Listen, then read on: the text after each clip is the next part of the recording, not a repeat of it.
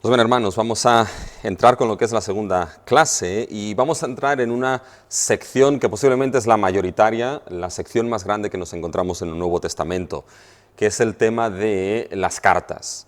¿Y cómo vamos a enfocarlo? Este estudio primeramente será una introducción a lo que son las cartas, ¿ya? Una introducción al género epistolar.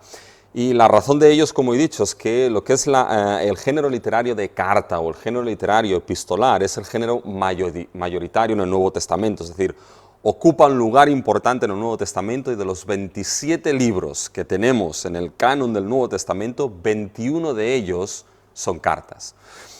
Esto nos indica algo, nos indica que es necesario que conozcamos ese género epistolar, ese género de carta, porque estamos tratando con una parte importante del Nuevo Testamento y conocer qué es el género epistolar, conocer un poquito cómo funciona, conocer qué características tiene, nos va a ayudar sí o sí a poder interpretar las diferentes cartas. Por lo tanto, este primer estudio se centrará únicamente en una introducción a lo que son las cartas del Nuevo Testamento, una introducción al género epistolar. ¿Y cómo vamos a verlo? Bueno, vamos a verlo básicamente desarrollando dos puntos básicos. Primero, lo que serán las razones para el género epistolar, ¿ya? Es decir, las razones de por qué el género de carta es tan común en el Nuevo Testamento. Y segundo, hablaremos un poco de la estructura de las cartas, porque aunque las cartas en cierta manera son distintas unas de las otras, tienen una estructura común que es importante conocerla. Y conocer esta estructura común nos permitirá interpretar y afrontar lo que es la interpretación de las cartas de una manera más consistente con lo que es ese género literario. Pues con esto vamos a lo que es el primer punto para lo que es en la introducción de las cartas. Y es básicamente las razones de por qué el género literario de epistolar, el género literario de cartas es tan común en el Nuevo Testamento. Y cuando nos hacemos esta pregunta, ¿por qué nos encontramos tantas cartas en el Nuevo Testamento? Hay muchas razones de ello, pero básicamente pueden aducirse tres razones fundamentales por las cuales las cartas conforman un bloque mayoritario del contenido del Nuevo Testamento. Y la primera es una razón que es simple, lógica, básica, pero que es necesario mencionarla. Y es que las cartas eran un género común en el primer siglo. Era un género que no era extraño en el primer siglo. Y era un género, las cartas básicamente, era un método de comunicación básico en el primer siglo. No podemos olvidar que toda la revelación bíblica que tenemos en la Escritura es una revelación la cual es dada dentro de un contexto histórico determinado, es decir, revelación y contexto histórico nunca pueden ser desligados el uno del otro. Dios obró lo que es la salvación en lo que es la historia misma, con hechos históricos redentores concretos, y nos damos cuenta de que en la Escritura hay un patrón que se llama el patrón palabra, hecho, palabra. Es decir, Dios anuncia lo que va a hacer en la historia, Dios lo hace, por ejemplo, el hecho histórico del Éxodo, el hecho histórico de la cruz, de la resurrección, pero después ese hecho histórico, un hecho histórico que forma parte de ese progreso de la historia redentora, Dios no permite, no deja que se interprete por sí solo. Porque si tuviese que interpretarse por sí solo, la interpretación estuviese en cierta manera sujeta al ser humano, podría interpretarse de cualquier manera. Dios trae su palabra, su revelación en medio de la historia para explicar ese hecho histórico. Por tanto, la revelación de Dios es una revelación la cual está traída en medio y dentro de la historia. Eso hace que esté englobada dentro del contexto histórico y cultural del tiempo en el cual fue dado. Y el Nuevo Testamento está incluido dentro del contexto histórico y cultural del primer siglo. Y nos encontramos que las cartas era el medio común, el medio mayoritario que había de comunicación en el primer siglo. Por eso es algo que nos encontramos en gran manera en el Nuevo Testamento. Muchas de las cartas fueron dirigidas ¿a qué? Fueron dirigidas a congregaciones locales, históricas, a los santos que están en Corintio, que están en Filipo, por lo tanto eran congregaciones locales e históricas, fueron dirigidas a individuos históricos, como por ejemplo Filemón, Timoteo, y por lo tanto el mejor medio que había en aquel tiempo para llevar las instrucciones, la comunicación, lo que tuviese que decirse, si no podía ser en persona, era hecho por medio de carta. Y eso es algo que nos encontramos en el Nuevo Testamento y eso es una de las razones, como digo, lógicas, básicas, pero que es fundamental entenderlo. Tenemos tantas cartas precisamente por esto, porque en el primer siglo era un género común, era una manera común de comunicación. Pero también la segunda razón por la cual en el Nuevo Testamento nos encontramos tantas cartas es por la extensión de la Iglesia o las comunidades cristianas a lo largo del Imperio Romano. Nos damos cuenta de que la cultura que imperaba era la cultura greco-romana, ya desde Alejandro Magno, que no extendió tanto lo que era el imperio griego, extendió más lo que era la cultura helénica, ¿ya? Extendió sobre todo lo que era el idioma griego, extendió lo que era la cultura helénica, algo que después lo que era el imperio romano se aprovechó mucho de eso. Por ejemplo, cogió muchos de los dioses griegos y simplemente les cambió el nombre y se quedaron tan panchos y tan bien, ¿ya? Pero básicamente el imperio romano, ¿qué es lo que hizo? Estaba de trasfondo la cultura helénica que había extendido Alejandro Magno, y ahí estaba lo que era el idioma griego, que es algo que Dios en su providencia usó para la escritura del Nuevo Testamento, pero el Imperio Romano permitió y consiguió ciertas cosas importantes, específicamente consiguió y permitió lo que era, o lo que se conocía como la Pax Romana.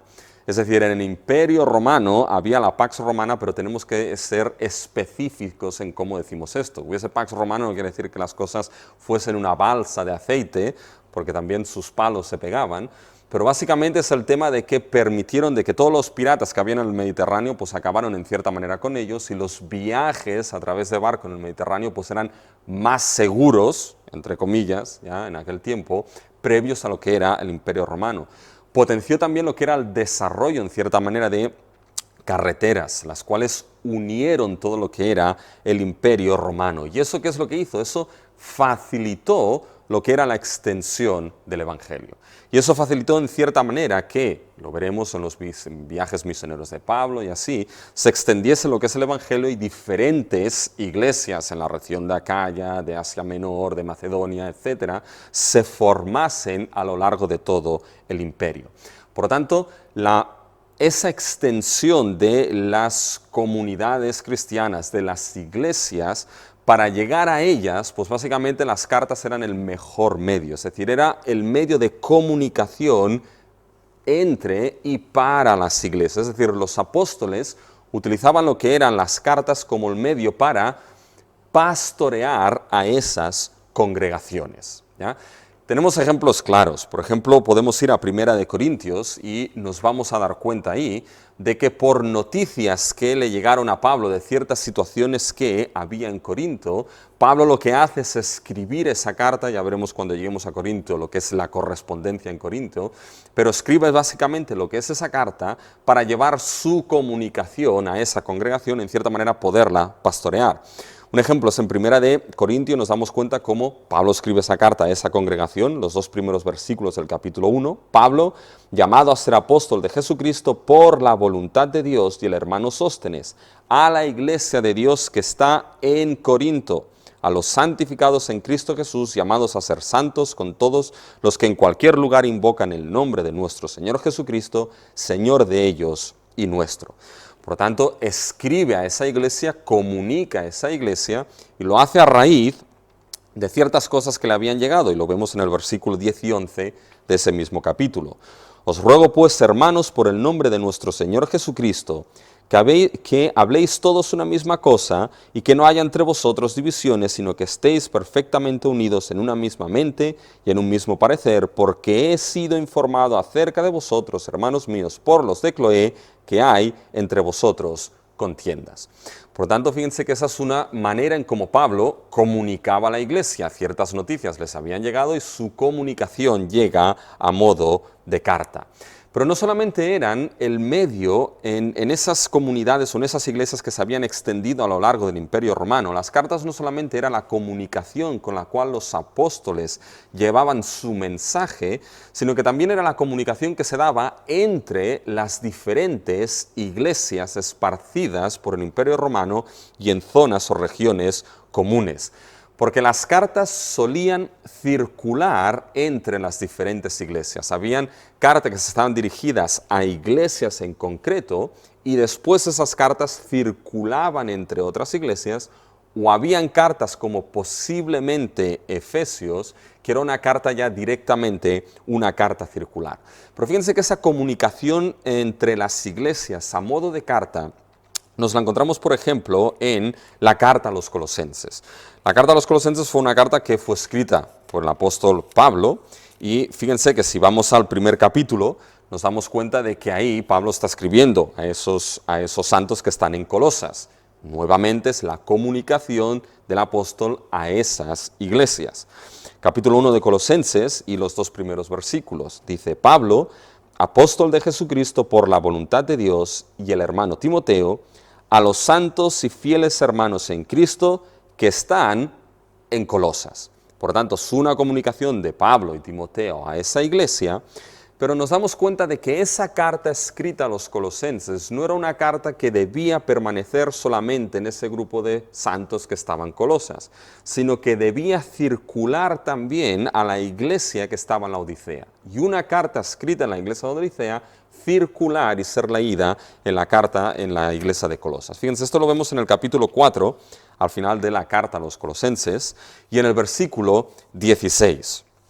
Y ahí vemos cómo las cartas no solamente eran la comunicación de los apóstoles a las iglesias, sino que eran cartas que circulaban intraiglesias, es decir, entre ellos. Fíjense en el capítulo 4, versículo 16.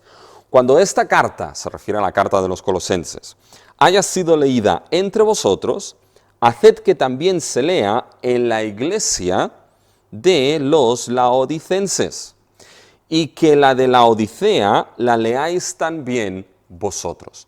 Por tanto, al menos hay 2 cartas aquí mencionadas, la carta a los colosenses que nosotros tenemos y la carta de la Odisea, que probablemente no era la carta que nos encontramos en Apocalipsis, ¿ya? Era otra y no sabemos cuál es, pero aquí Pablo en cierta manera la menciona. Tenemos esa carta a la Odisea que Pablo dice que esa carta sea leída también entre vosotros. Por tanto, fíjense que esta es otra de las razones por las cuales nos encontramos en el Nuevo Testamento el género de carta, un género tan común, porque era un método básico de comunicación, pero también por la extensión de la iglesia a lo largo del Imperio Romano en aquel primer siglo, era la manera en cómo se comunicaba con las iglesias y cómo las iglesias se comunicaban las unas con las otras. Las iglesias tenían que circular esas cartas. Y el tercer motivo de por qué el género de carta era tan común, lo hemos mencionado un poquito, pero era cuestión de que las cartas eran la manera en establecer la presencia y la autoridad apostólica en esas iglesias y establecer esa presencia y autoridad sobre todo a distancia. Fíjense que muchas veces los apóstoles visitaban las iglesias, pero no podían estar siempre ahí.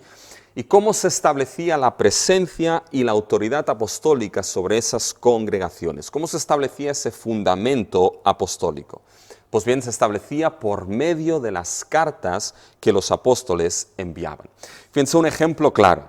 Cuando lleguemos a Romanos lo veremos de manera mucho más clara, pero ahora, simplemente a modo de introducción, fíjense en Filipenses el capítulo 1 y el versículo 27. ¿Ya? Fíjense que ahí nos encontramos que Pablo dice: solamente que os comportéis como es digno del Evangelio de Cristo, para que os sea que vaya a veros o que esté ausente, oiga de vosotros que estáis firmes en un mismo espíritu, combatiendo unánimes por la fe del Evangelio. Bueno, fíjense que los apóstoles no siempre podían estar presentes, y aquí Pablo escribe a los filipenses diciendo: bueno, solamente una cosa, que os comportéis digno del Evangelio, sea que vaya a veros o sea que esté ausente. Ahora bien, ¿cómo ese llamado apostólico a que los filipenses se comportasen dignamente del Evangelio es transmitido a esa iglesia aún y la ausencia del apóstol Pablo. Pues bien, es transmitido por medio de lo que es esas cartas que llegaban a las iglesias. Por lo tanto, las cartas que llegaban a las iglesias eran mucho más que simplemente un medio de comunicación de los apóstoles a esas congregaciones. Era la manera de establecer su presencia y era la manera de establecer su autoridad y fundamento apostólico en esas iglesias. Corintios era algo claro. Nos damos cuenta de que a través o a raíz de las situaciones de Corintio, preguntas que también los corintios habían llevado básicamente a Pablo, por toda la situación que se generó entre la relación Pablo y Corintio, que hablaremos un poquito de esto cuando toquemos esas cartas, una de las maneras como Pablo corrige a esa iglesia, redirige a esa congregación y establece su autoridad apostólica, es básicamente mediante las cartas, ¿ya? Por tanto, el fundamento apostólico de esas iglesias, la autoridad apostólica de esas iglesias se encontraba en las cartas escritas por inspiración que los apóstoles enviaban a sus congregaciones. Y aquí hay una aplicación en cierta manera para nosotros, para la iglesia del siglo XXI, porque sinceramente nos encontramos muchos de aquellos que van clamando que son apóstoles, y van de una iglesia u otra clamando y determinando que son apóstoles. Bueno, el fundamento apostólico de la iglesia, una vez los apóstoles llamados por Cristo fallecieron, el fundamento apostólico de la iglesia, al igual que lo era en aquel entonces, se encontraba y se encuentran los escritos que los apóstoles enviaban a las congregaciones. Los apóstoles enviaron sus cartas y establecieron su presencia, autoridad y fundamento apostólico en aquellas congregaciones, y para la iglesia de Cristo en el siglo XXI ahora, el fundamento apostólico de la iglesia se sustenta sobre la enseñanza de esos mismos apóstoles registrada por inspiración en las cartas que tenemos en el Nuevo Testamento. Por tanto, Pablo sigue hablando, Pedro sigue hablando, Juan sigue hablando a través de sus cartas que tenemos en el canon del Nuevo Testamento. Por lo tanto, fíjense que estas son en cierta manera las tres razones básicas de por qué hay tantas cartas en cierta manera en el Nuevo Testamento. Y fíjense que esto en cierta manera nos lleva a tres razones o a dos razones o a cosas importantes, conclusiones que debemos tener en mente. Fijaron que los apóstoles cuando escribían esas cartas tocaban temas que eran relevantes para la cultura del primer siglo. Es decir, si pensamos en que las cartas fueron escritas a congregaciones que estaban esparcidas por el Imperio Romano, si pensamos que fueron la manera de comunicar de los apóstoles a esas congregaciones, establecer su autoridad, la manera en que las congregaciones se comunicaban con esas cartas circulares, algo que hemos dicho y que debemos repetirlo, eran cartas las cuales estaban englobadas o se daban dentro del contexto y las situaciones culturales que vivían aquellas congregaciones. Por tanto, esto nos va a mostrar que las cartas, y lo mencionaremos un poquito, las cartas eran cartas ocasionales o circunstanciales. Esto lo mencionaremos un poquito más tarde. ¿Pero qué significa que las cartas eran cartas ocasionales o circunstanciales? Quiere decir que hubo ocasiones o circunstancias que motivaron las escrituras o la escritura de esas cartas. Es decir, Pablo no se levantó un día por la mañana y dijo, no sé qué hacer hoy, voy a escribir una carta a los filipenses para saber cómo están. No funcionaban así. Es decir, habían ocasiones y habían circunstancias culturales, vivenciales en las congregaciones y circunstancias también en aquellos que escribían las cartas, Pablo, por ejemplo, que motivaron que esas cartas se escribiesen. Por lo tanto, cuando lleguemos un poquito más adelante lo recuperaremos, pero es muy importante conocer básicamente esa ocasión o esas circunstancias que motivaron la escritura de las cartas para de esta manera interpretar correctamente lo que ahí se escribe, por qué se escribe y qué es lo que se está diciendo. Y lo segundo es que las cartas no solamente eran ocasionales, sino que todos los aspectos, y eso no podemos perderlo de vista, dentro del progreso orgánico de la revelación, las cartas fueron escritas después de la cruz y de la resurrección. Por lo tanto, lo que es el material que nos encontramos en esas cartas, los aspectos que los apóstoles van a afrontar y a tratar, corregir, orientar en esas cartas, las vivencias que vivían aquellas congregaciones y los problemas que tenían, porque tenían problemas en aquel entonces, al igual que los tenemos ahora, ¿ya? Pero todas esas situaciones básicamente serán vistas a la luz de la revelación de Dios que es traída en la persona de su Hijo Jesucristo.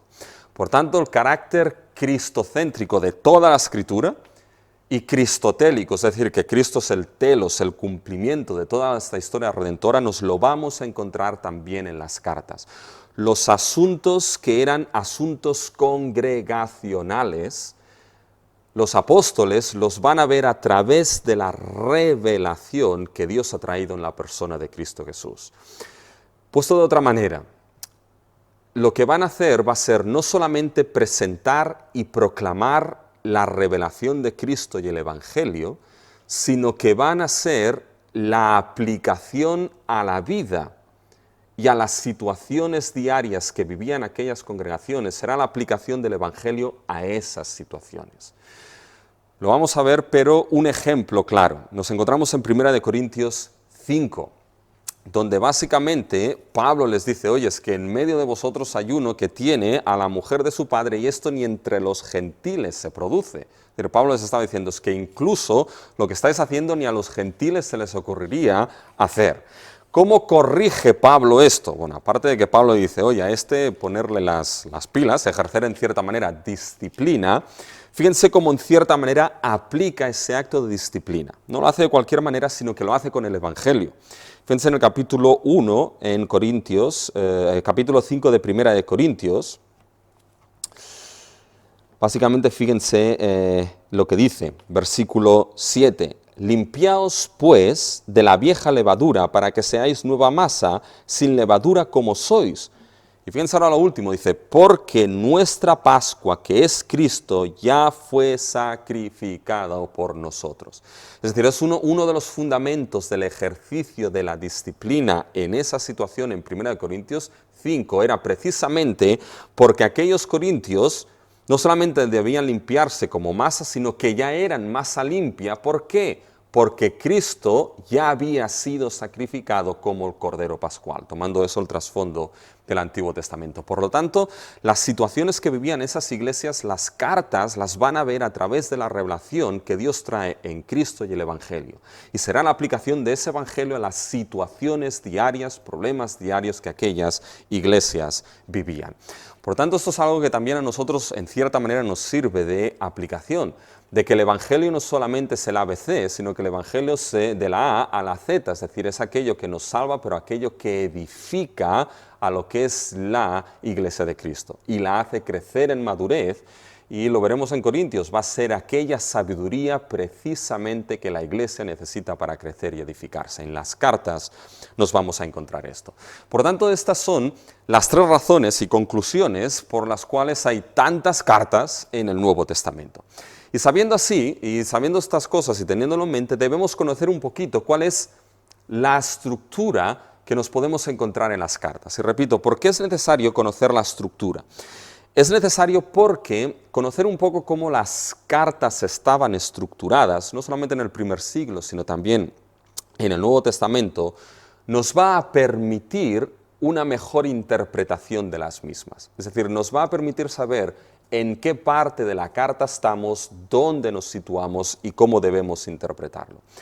Repito algo que ya he dicho, la revelación es histórica y por lo tanto esas cartas que fueron escritas no fueron escritas siguiendo el modelo de carta del siglo XXI. Más que nada porque ahora ya no escribimos cartas, escribimos básicamente emails, ¿ya? Pero no fueron escritas con para, asunto y cierta manera, ¿ya? Fueron escritas con lo que era la estructura de las cartas del primer siglo, las cartas de ese contexto grecorromano en el primer siglo. Y por lo tanto, es importante conocer un poquito. Fíjense, cuando nos preguntamos qué tipo de estructura nos encontramos o qué tipo de cartas podía haber en el primer siglo, había diferentes tipos de cartas, ¿ya? Básicamente podemos mencionar tres tipos de cartas en el primer siglo, en el mundo grecorromano. Muchas de ellas eran apologéticas, es decir, eran cartas que lo que intentaban era defender ciertas cosas, presentar ciertas cosas, pero nos encontramos tres tipos de cartas. Una de ellas es lo que se llamaba la carta, el estilo judicial, que era una carta que tenía mucho lenguaje de corte judicial. ¿Y se usaba para qué? Se usaba para convencer a la audiencia de lo que era correcto y de lo que era incorrecto. Una de las cartas que ha sido categorizada en el Nuevo Testamento como apologética judicial por algunos autores, hay un autor clásico que se llama Betz, es la carta a los Gálatas. La carta a los Gálatas ha sido entendida como una carta de apologética judicial, utiliza lenguaje judicial para convencer de lo que era correcto de lo incorrecto, en este caso de la justificación por la fe. Y aquellos que la clasifican así dicen, bueno, pues sigue la misma estructura que estas cartas judiciales. Pues había otro tipo de carta, ya en el primer siglo, que era lo que se llamaba la carta de estilo deliberativo, que eran aquellas cartas que intentaban convencer a la audiencia de cosas que se iban a dar, de cosas que se iban a dar en el futuro, ¿ya? Y por lo tanto, como cosas que se iban a dar, se hablaba de aquellas acciones que deberían tomarse, deberían realizarse en el futuro y por qué deberían hacerse. Y ahora, qué cosas de manera deliberada, y por eso se llaman deliberativas, debían hacerse en función de lo que podía venir. Y después nos encontramos otras cartas, que esa es quizás la que tiene el nombre más extraño, epidéctico, ¿ya? Que puede parecer quizá como un medicamento o algo así, pero no es así. Eran las cartas ya que celebraban los valores comunes y compartidos que tanto los que escribían como los destinatarios tenían. Había una serie de valores compartidos y comunes, ¿ya? Bueno, cuando vamos al Nuevo Testamento nos encontramos que las cartas siguen en cierta manera lo que es esos tipos de cartas. Ahora bien, una palabra de cautela, y eso es muy importante, porque generalmente las cartas en el Nuevo Testamento, todo y que evidentemente seguían las estructuras de las cartas del contexto del primer siglo, no las podemos encajar únicamente en un solo estilo. Los autores del Nuevo Testamento lo que hacían muchas veces eran combinar diversos estilos. Y eso es muy importante, eso debemos tenerlo presente. Quiero ponerles un ejemplo en relación a esto. Les he mencionado de que uno de los estilos que había en aquel primer siglo eran las cartas judiciales. Se utilizaba el lenguaje judicial y se intentaba convencer de lo que era correcto e incorrecto. Muchos han clasificado a la carta de los Gálatas en esa estructura. ¿Ya? Y las cartas judiciales tenían una serie de estructuras y muchos sitúan la carta a los Gálatas de esta estructura. Pero también les he dicho que habían las cartas epidécticas, aquellas cartas que en cierta manera compartían lo que era común, los valores comunes entre lo que era el autor y los destinatarios. Fíjense que esto nos lo encontramos un poquito en Gálatas. Fíjense cuando vamos a Gálatas 2, ¿ya? Lo que se ha llamado básicamente el argumento básico o el corazón básico de esa carta. En su mayoría esa carta de Gálatas sigue la estructura de una carta judicial, pero fíjense cuando vamos al capítulo 2 y en el versículo 15. Nosotros judíos de nacimiento y no pecadores entre los gentiles, sabiendo que el hombre, y ahora fíjense que aquí lo que hace Pablo en cierta manera es algo más epidéctico, es determinar aquello que él con otros judíos comparte y está claro. Fíjense, sabiendo que el hombre no es justificado por las obras de la ley, sino por la fe en Jesucristo, nosotros también hemos creído en Jesucristo para ser justificados por la fe y no por las obras de la ley, por cuanto por las obras de la ley nadie será justificado. Fíjense, versículo 5, nosotros judíos de nacimiento y no pecadores entre los gentiles, sabiendo que el hombre no es justificado. ¿Se dan cuenta? Pone en cierta manera aquí lo que con esa audiencia comparte. Por tanto, esto caería ¿dónde? Caería más dentro de la función epidéctica, compartir valores, que no tanto judicial. Por tanto, una palabra de cautela aquí es determinar cuidado, porque las cartas del Nuevo Testamento a veces combinan en cierta manera estilos en ese sentido. Por tanto, teniendo esto en mente, ¿ya? ¿Cuáles son las estructuras básicas que sí podemos encontrar en las cartas y que vamos a van a ser necesarias que podamos tener en mente y entendamos. Fíjense, cuando vamos a las cartas del primer siglo y a las cartas del Nuevo Testamento, sí que había una estructura básica, una serie de elementos básicos. Y es que en todas las cartas nos encontramos lo que son introducción de las cartas. ¿Ya? Eso básicamente lo encontramos prácticamente en todas las cartas. Todas las cartas, tanto en la cultura greco-romana, tenían una introducción y una conclusión con una estructura determinada. Y esta estructura solía mencionar lo que era autor, lo que era destinatarios y lo que eran las salutaciones. Bueno, esto nos lo encontramos en las cartas del Nuevo Testamento. Y fíjense, por ejemplo, en 1 Corintios, podemos coger el ejemplo de 1 Corintios y vamos a ver esa introducción donde el autor se nos menciona, los destinatarios se nos mencionan, la salutación se menciona. 1 Corintios capítulo 1. Pablo, aquí está el autor, llamado a ser apóstol de Jesucristo por la voluntad de Dios, y el hermano Sóstenes, estaba con Pablo, ahora vienen los destinatarios, a la iglesia de Dios que está en Corinto, a los santificados en Cristo Jesús, llamados a ser santos, con todos los que en cualquier lugar invocan el nombre de Jesucristo, el nombre de nuestro Señor Jesucristo, Señor de ellos y nuestro. Y ahora en cierta manera viene la salutación, gracia y paz a vosotros de Dios nuestro Padre y del Señor Jesucristo. Por lo tanto, esto estaba en las cartas de aquel tiempo y nos lo encontramos de aquella cultura en las cartas del Nuevo Testamento también. Introducción con autor, destinatarios y salutación. Ahora bien, habían ciertas diferencias. Porque generalmente en las cartas de aquel tiempo, de aquella cultura, se utilizaba lo que era la palabra griega jarrein para a modo de salutación, que era, podríamos decir básicamente para decir hola, ¿cómo estás? Era una salutación. Las cartas del Nuevo Testamento lo cambian. No utilizan el término jarrein, sino que utilizan más el término charis, que es el término gracia. Es decir, es un concepto mucho más bíblico, es un concepto que evidentemente está ligado a la persona de Cristo y a la persona del Evangelio, porque esa gracia nos ha sido dada en Cristo por medio del Evangelio. Algo que también cambia de las introducciones que podemos tener en las cartas del Nuevo Testamento con lo que son las cartas de aquella cultura, es que las introducciones de las cartas que nos encontramos en las Escrituras, muchas de ellas suelen ser más extensas y más largas que las introducciones de las cartas de la cultura grecorromana. Las introducciones en las cartas de aquella cultura solían ser breves, no se solían enrollar y explicar mucho, mientras que en las cartas del Nuevo Testamento nos encontramos las introducciones más largas. Y fíjense que un ejemplo claro de ello es la introducción que Pablo hace en Romanos. Fíjense, vamos a Romanos, ahí la introducción rompe los moldes de lo que son las introducciones de las cartas de aquella cultura, que eran breves. Aquí lo rompe. Fíjense que nos encontramos en el versículo 1 lo que es el autor. Pablo, siervo de Jesucristo, llamado a ser apóstol, apartado para el Evangelio.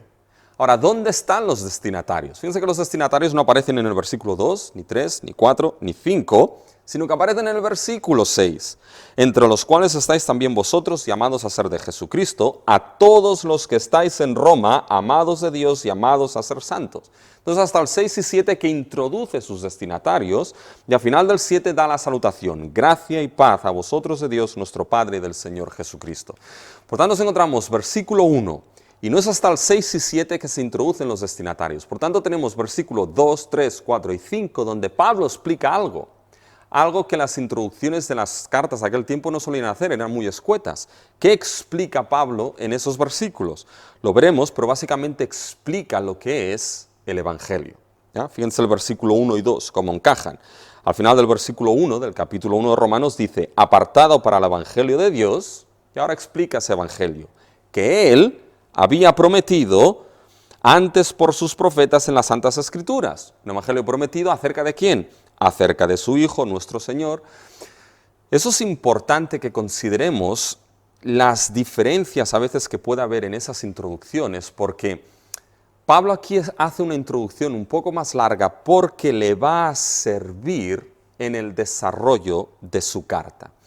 Y eso es algo que debemos tener presente. ¿Por qué es importante considerar las introducciones en las cartas? Porque muchas veces las introducciones es algo que solemos pasar rápidamente, a vista de pájaro, porque ya nos los conocemos. Ah, sí, Pablo, tal, a los que están en Corinto, sí, muy bien, vamos al meollo de la cuestión, ¿qué es lo bueno ahí? Ya, al corazón de la carta. Pero las introducciones, hermanos, no se las salten, porque son importantísimas. ¿Por qué?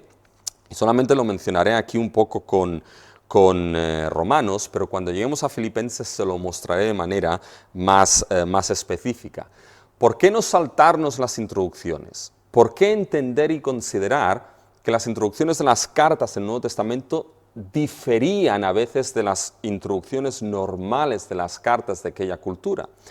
Porque en las introducciones los apóstoles sembraban las semillas de los temas que luego desarrollarían a lo largo de la carta. Por eso no podemos saltarnos las introducciones, porque ahí veremos semillas temáticas, semillas de temas plantado que luego crecerán a lo largo de la carta. Nos vamos a dar cuenta que en Romanos el tema o la línea teológica principal que engloba toda la carta es el Evangelio. Ese Evangelio del cual Pablo no se avergüenza porque es poder de Dios para salvación a todo aquel que cree. Bueno, ese Evangelio ya está sembrado en la introducción. Pablo fue instituido apóstol apartado para el Evangelio y nos dice que ese Evangelio fue prometido por sus santos profetas en las Escrituras. Es un evangelio acerca de su Hijo, que era del linaje de David, que fue declarado Hijo de Dios poderoso por medio del Espíritu en la resurrección. Un evangelio que es para llamamiento a la obediencia de la fe, entre los cuales están también los romanos. Por lo tanto, fíjense que, y este evangelio después lo desarrollará a partir del capítulo 1, 2, 3, 4, hasta el final del capítulo 11, la parte más teológica de ese evangelio. Por lo tanto, fíjense que las introducciones son centrales, importante porque ahí se siembran las semillas de temas que posteriormente desarrollará. Y después de la introducción, que debemos considerar en toda carta, pues viene básicamente lo que es el cuerpo central de la carta. Que en el cuerpo central, ¿qué es lo que nos encontramos? Evidentemente nos encontramos lo que es la sustancia y el contenido de la carta, es decir, vulgarmente la chicha, ¿ya? Porque nos encontramos ahí lo que es la sustancia, esa chicha, lo que es el hueso y la carne que tiene que desarrollarse, sabiendo que lo que se desarrolla ahí ha sido plantado básicamente en las introducciones. Y la longitud y la extensión del cuerpo de las cartas también solía variar de lo que eran las cartas de aquel tiempo.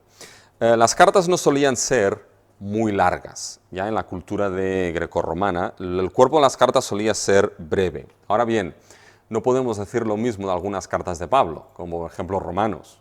Que Romanos nos encontramos que el cuerpo de la carta, si lo tenemos que empezar desde el versículo 1 hasta el 18, contando básicamente hasta el capítulo 15, versículo 13, donde está la parte central de lo que es la carta, pues evidentemente corta y breve no lo era, ¿ya? Por tanto, nos encontramos que en ese sentido variaban un poquito. Y eran las cartas del primer siglo, como he dicho, solían ser de un carácter mucho más general, ¿ya? Eran cartas básicamente que tenían una audiencia mucho más general, mientras que las cartas del Nuevo Testamento ninguna de ellas es general, o básicamente casi todas son muy específicas. Son enviadas a individuos, son enviadas a congregaciones, y no son nada generales sino muy específicas, porque estaban enviados a congregaciones o a individuos que tenían asuntos teológicos, asuntos morales, asuntos éticos concretos que resolver. Y eso es muy importante, ¿ya? Por tanto, esos asuntos teológicos, morales, éticos, va a ser necesario que los conozcamos, ya lo que he dicho, la parte ocasional, para saber lo que se está tratando. Y después hay algo también en el cuerpo de la carta que es importante, y lo mencionaremos un poco cuando veamos Romanos, que había un estilo de carta que solía llamarse carta, o se le dio el nombre de carta tratado o carta de ensayo. No era un género literario per se, no es que existiese un género literario de carta que se llamaba carta de tratado o carta de ensayo, Pero las cartas de tratado, ensayo, se le puso ese nombre a esas cartas de los maestros, de los filósofos, que realmente solían enviar a sus discípulos o a grupos de discípulos. ¿Y qué es lo que solían tener esas cartas? Esas cartas solían tener lo que era una parte de enseñanza, una parte de instrucción importante, la cual venía transmitida en forma de carta. Una parte de enseñanza e instrucción, la cual había sido, déjenmelo decirlo así, formateada en formato carta. Y eso es lo que nos encontramos en algunas cartas del Nuevo Testamento. Se han clasificado en este estilo de carta de ensayo o carta de tratado, lo que es Romanos, Efesios y Primera de Juan. Pero una carta tratado ensayo que veremos que es muy clara en ese formato es precisamente Romanos. Por tanto, nos encontramos que muchas cartas del Nuevo Testamento, el cuerpo, eran instrucciones las cuales venían formateadas a modo o a forma de carta, ¿ya? Y después de eso nos encontramos evidentemente las conclusiones de las cartas. Que las conclusiones de las cartas, hermanos, también son importantes y debemos confesar de que a veces también nos saltamos lo que son las conclusiones. Bueno, ya sabemos que Pablo aquí está saludando a la iglesia, el ósculo santo, todas estas cosas por ahí y así, dar saludos a este y a aquel.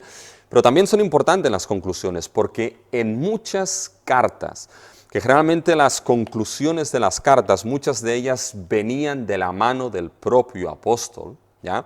Ya saben que muchas de esas cartas no eran escritas directamente por los apóstoles, había lo que se llama el amanuense, ¿ya? Que era aquel básicamente que escribía lo que el apóstol básicamente dictaba o así.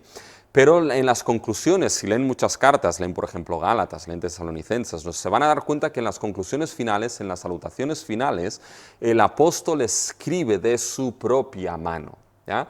Era en cierta manera una firma para determinado de esta manera de la autenticidad y del carácter apostólico de esa carta. Pero las conclusiones debemos tenerlas presentes también y no podemos en cierta manera olvidarlas. ¿Por qué? Porque en muchas de ellas se nos mencionan cosas importantes para entender la carta. Por ejemplo, se nos mencionan planes. Fíjense cuando vamos a la carta a los Romanos, ¿ya? Y vamos al capítulo 15 de esta carta. Y por ejemplo, cogemos a partir del versículo 22, que ya forma parte de lo que sería la conclusión, el cerrar de esta carta, junto con el 16. Fíjense lo que dice: por esta causa, a partir del versículo 22, me he visto impedido muchas veces de ir a vosotros, pero ahora, no teniendo más campo en estas regiones y deseando desde hace muchos años ir a vosotros, cuando vaya a España, Pablo tenía muy claro dónde quería ir, ¿ya? Sabía lo que era bueno, ¿ya? Quería ir a España. Dice, iré a vosotros, dice, porque espero veros al pasar y ser encaminado allá por vosotros una vez que haya gozado con vosotros. Mas ahora voy a Jerusalén para ministrar a los santos. Fíjense que nos está mostrando los planes que Pablo tenía. Y eso es importante, porque esto va a estar muy relacionado con el por qué Pablo escribe esa carta a los romanos. Hay un motivo por el cual Pablo escribe, y el motivo, parte del motivo está aquí, porque tenía que ir primeramente a un sitio antes de pasar por Roma. Ya, eso lo veremos, pero esto, si nos saltamos el cierre, la conclusión, perderíamos parte de poder interpretar bien lo que es la carta, porque Pablo escribe Romanos en parte por esa situación que hay aquí. Nos encontramos los saludos finales, ¿ah? Por ejemplo, fíjense en el capítulo 16 de Romanos, saludos finales que también son importantes. Os recomiendo además nuestra hermana Febe, la cual es diaconisa de la iglesia de Cencrea, que la recibáis en el Señor como es digno de los santos y que la ayudéis en cualquier cosa en que necesite de vosotros, porque ella ha ayudado a mucho a mí mismo. Saludad a Priscila y Aquila, mis colaboradores en Cristo Jesús. Eso es central en esta carta, porque menciona a Febe, que va a ser muy importante para la carta de los Romanos, y menciona a Priscila y Aquila. Y esto nos va a permitir en la carta a los Romanos entender por qué Pablo, sin haber fundado aquella iglesia, conocía ciertas cosas de lo que pasaba ahí en Roma, y nos va a ayudar a entender cosas también de la audiencia que tenía Roma. Por lo tanto, hermanos, en las conclusiones encontramos planes, saludos, encomienda a obreros, exhortaciones finales, motivos de oración, pero va a ser importante que no nos las saltemos porque motivos importantes para entender las cartas también estarán en las conclusiones. Evidentemente variará de una carta a otra, quizá en algunas serán mucho más importantes y enfáticas, como por ejemplo será en Romanos que no en otras, pero en todas van a ser importantes que lo tengamos presente. Por lo tanto, eso es un poco lo que es la estructura muy simple en las cartas, pero tenerla presente. Introducción, con autor, destinatario, saludo, y las introducciones importantes por esas semillas temáticas que se plantan y que posteriormente serán desarrollados. Después el cuerpo básico de la carta, con las diferencias que hemos mencionado de las cartas de aquel tiempo, y las conclusiones y saludos finales, importantes también para poder entender cosas de la carta. Ahora quiero, en cierta manera, recuperar algo que ya he mencionado en la carta, pero que es el carácter ocasional de la carta. Ya lo he mencionado, pero esto quiero recuperarlo y quiero que lo tengan en mente. No hace mucho, un hermano de la iglesia me preguntó si en las cartas se explicaban cosas que tenían que suceder, ¿ya?, o se explicaban cosas o se centraban en cosas que estaban sucediendo. Bueno, evidentemente las cartas te pueden mencionar cosas que van a suceder, pueden mencionarse, pero mayoritariamente las cartas se enfocan en asuntos que sucedían. ¿Por qué? Por lo que hemos dicho, porque eran cartas ocasionales o cartas circunstanciales. Y repito, era una ocasión determinada o unas circunstancias determinadas, tanto en la vida de las congregaciones o individuos, como en la vida del apóstol que escribía, que motivaron la escritura de esas cartas. Y les voy a poner algunos ejemplos. Uno lo hemos leído ya, lo podemos repetir, que es Primera de Corintios. Y fíjense que Pablo, hay varios motivos por los cuales Pablo escribe esta carta. Fíjense, podemos mencionar dos. En el capítulo 1 se nos menciona algo que le llegó a los oídos de Pablo. Capítulo 1 y versículo 11. Fíjense, dice, porque he sido informado acerca de vosotros, hermanos míos, por los de Cloé. Hay debate de quién eran esos los de Cloé, si era una persona, si eran individuos. No me gustaría estar en su piel si los corintios se enteraron que fueron ellos los que le chivaron la situación que estaban a Pablo, ¿ya? Pero básicamente he sido informado por los de Cloé que hay entre vosotros contiendas. Y esas contiendas eran que unos decían que yo soy de Pablo, otros de Apolos, otros de Cefas, otros de Cristo. Es decir, había división entre ellos. Por tanto, uno de los motivos por los cuales Pablo escribe, la ocasión, es porque la circunstancia que vivían los corintios es que había división en ellos. Otro de los motivos por los cuales Pablo escribe esa carta la encontramos en el capítulo 7. ¿Ya? Bueno, la verdad es que Pablo escribe a los corintios porque esos estaban más liados que la sandalia de un romano. Pero fíjense que uno de los motivos por los cuales Pablo también escribe está en el capítulo 7. Fíjense el versículo 1. Dice, en cuanto a las cosas de que me escribisteis, bueno le sería al hombre de no tocar mujer. Hermanos, interpreten esto bien en el contexto del capítulo 7, del contexto cultural, si no se puede montar un lío ahí. Pero fíjense que lo primero aquí es que lo que nos interesa es que se ve que ciertas cosas los corintios habían escrito y preguntado a Pablo sobre estos asuntos que Pablo ahora mencionará en el capítulo 7, de matrimonio, de divorcio, etcétera, etcétera. Y fíjense que Pablo dice, en cuanto a las cosas de que me escribisteis, por lo tanto, una ocasión o circunstancia por la cual Pablo escribe esa carta es en respuesta a preguntas que le habían llegado de los corintios. Por lo tanto, eso es una circunstancia que motivó la escritura de esa carta y que nosotros debemos conocer y saber un poco lo que ahí estaba pasando. Fíjense otro ejemplo en Filipenses. Filipenses, Pablo escribe esa carta porque algo habían hecho los filipenses en relación a Pablo, y eso lo vemos en el capítulo 4. Fíjense en el capítulo 4, y a partir del versículo 10 dice, en gran manera me gocé en el Señor de que ya al fin habéis revivido vuestro cuidado de mí, de lo cual también estabais solícitos, pero os faltaba oportunidad. Es decir, los filipenses habían reanudado otra vez lo que era la ayuda hacia el apóstol Pablo. No se nos dice exactamente si esa ayuda era económica, si era de otra manera, pero lo que sí sabemos es que Pablo tenía en alta estima esa congregación porque de los de Macedonia ellos habían sido los únicos que al principio habían sustentado a Pablo en su predicación. Fíjense en el capítulo 4, versículo 5. Y sabéis, versículo 15, perdón, del capítulo 4, 15, dice, sabéis también vosotros, oh filipenses, que al principio de la predicación del Evangelio, cuando partí de Macedonia, ninguna iglesia participó conmigo en razón de dar y recibir, sino vosotros solo. Por tanto, fíjense que habían reavivado esta ayuda, y entonces Pablo ahora envía a alguien, en el versículo 18 se nos dice de este mismo capítulo, pero todo lo he recibido y tengo abundancia. Estoy lleno habiendo recibido de Epafrodito, es decir, Epafrodito recibió básicamente lo que es la ofrenda de los filipenses, lo que enviasteis, olor fragante, sacrificio acepto, agradable a Dios.